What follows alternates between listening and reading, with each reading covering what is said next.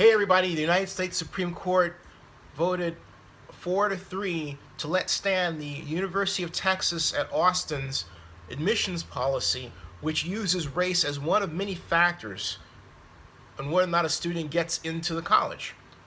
The charge against their program, the lawsuit, was brought by one Abigail Fisher, who claimed that in 2008 she was denied admission to the University of Texas strictly because she was white. Now, the Supreme Court vote, while close, basically says, and they've done this for the second time, that race can be used as one of a number of considerations in whether or not a student is allowed to attend a college. And diversity is an important factor to consider. This really sets the tone for a future challenge to Proposition 209 in California, where race was said to be something that could not be used as a factor in determining whether or not a student gets into a California college.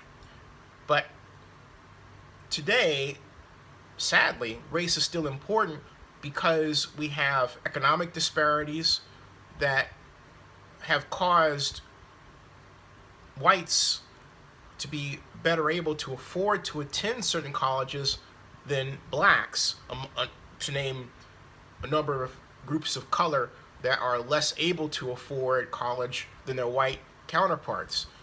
And let's take the University of California, Berkeley as an example, where when I went to Cal, the in-state tuition cost was $1,200 per semester.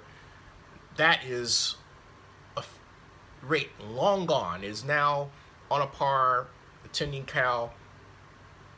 The cost of attending Cal is now on a par, with a number of private universities.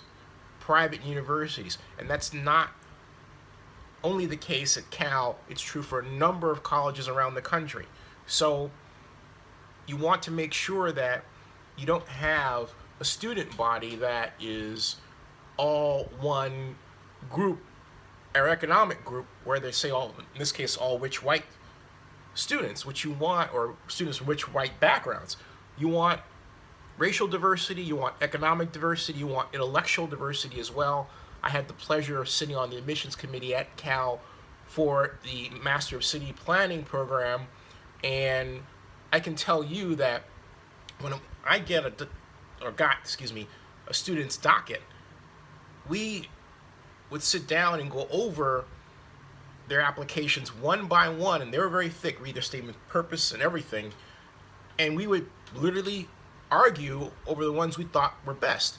The arguments always came down to statement of purpose and background. Show us that you're someone that's going to enrich our environment.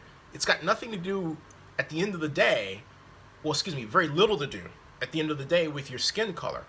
If you can inform us of how your race, regardless of white or anything else, white, black, Asian, Hispanic, informs you and what you've learned from your position, and you can create a story that is compelling and makes us want to have you in our university, you're in.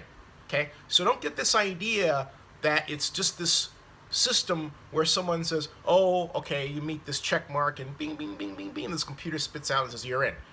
No, that's not the case at all, more often than not. Don't ever think that it is.